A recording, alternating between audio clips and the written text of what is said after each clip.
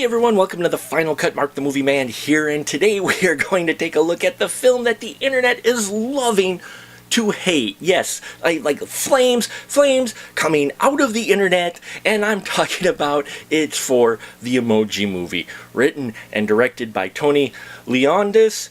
And we basically get the story of Gene, who's a meh emoji in the world of emojis, in your smartphone. And his family's meh emojis. Well, he wants to be a meh himself, but he has a little problem. He can't just be meh. He has a slew of different expressions and feelings that come out through his facial expressions, which doesn't fit quite well within the role that he's supposed to be in the world. Well, after a first horrible day on the job, we see how he enlists his friend High Five to help him and a hacker named Jailbreak get him reprogrammed so he can be a meh instead of having all these other expressions. And we see how Jailbreak, High Five, and Gene travel through the smartphone universe to try to get to the cloud to have this happen, all the while being pursued by these vicious robots sent out by Smiler, who controls the emoji world. Basically, she runs it, supervises it, manages it, and she doesn't like Gene thinking he's a malfunction. And we see how all this comes to a head, pun intended, in the Emoji Movie. Now, I'm going to admit, when I first saw the trailer, I was like, meh. And then I saw all the reviews, and I was like, wow, it must be bad. So I expected going into the film having it look like shit. And I came out going, there was some things I really liked about it. Oh, blasphemy! Here comes the flames. Yes, folks, the Emoji Movie for me was not the worst of the year. Now, don't get me wrong. It's not a phenomenal film by any means, but there's a lot of things in here I found that I actually enjoyed. Namely was the world that they created in this smartphone. People are like, oh, great product placement, all this. What'd you expect? But I liked this world that they came up with. Now, yes, it's going to be similar to Wreck-It Ralph. Yes, it's going to be similar to Lego Movie. You know why? Those films have borrowed the same messages and the same themes from other films in the past. Folks, the message that's in here and this world creating that they're doing has been around for quite some time, okay? So I'm just putting that out there now. But for me, I dug it. I liked how they traveled between the apps. I liked some of the physical embodiments they came up with, like for the viruses and the trolls.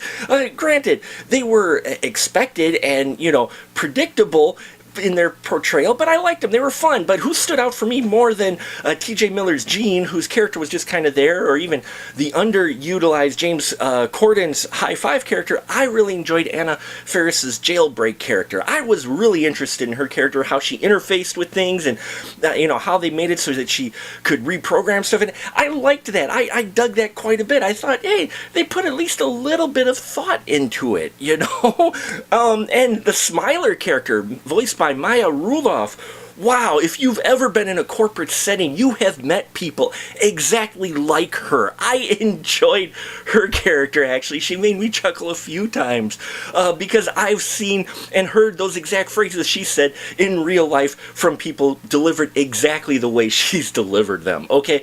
So, there's a lot of things there, but I really got sucked into this world that they created. I wanted to see more of it. Now, I'm going to admit, their message in here of the guy who is supposed to fit into one role but could do any role, much like Wreck-It Ralph and Lego Movie and countless other kids movies. This has been done many, many times, not just in those films before. That message still does get a little muddled with them trying to sometimes force too many references, I think, in here, or trying to go, oh, look at this one, So some of those sometimes feel forced, and so a lot of the jokes in here, I didn't chuckle, but the young kids in the audience that were with me, there weren't many, but there were young kids in this audience that I was seeing, and they were laughing, and some of the adults were even laughing, so there is humor there to be found with its target demographic, which is a very young, okay? This is targeted really for the kids who have grown up since they were babies with these apps, and now they're a little bit older, and they might find a lot of things to enjoy in here. Older adults and that, if you're thinking you're going in looking for a film that's going to appeal to a wide average range of ages, you're going to be disappointed, okay? It tries a little bit in there, and it does fail. I'm not saying, again, this is a phenomenal film, but this was not the worst of the film that I've seen this year. here, not by any means, okay? So, you know, the script in that, yes, it has been done before. I did like some of the music in here, and I liked when they got into certain apps, how they, you know, portrayed those apps. I dug that bit. And maybe it was because I was more engrossed in the world around this story than the story itself that I didn't come out hating this film. But I can see where people may dislike it. But that's what makes films great, as I've always said on the show, is film is subjective. So there you have it, folks. The Emoji Movie, to me, was not by any means rage-inducing, and I went into the film with negative expectations, and let me tell you, it at least got above 0 on my rating. Though I will tell parents, you probably want to wait for rental. You don't have to see this on the big screen at all. Save it for rental, see it there at home. Your kids may dig it even more, especially if they've got their apps to go, oh, look, oh, you know, so, but that's where it's at, folks. Thank you so much. If you've not unsubscribed to me already, please subscribe. Thank you for your support, and until next time, remember, keep that ticket stub.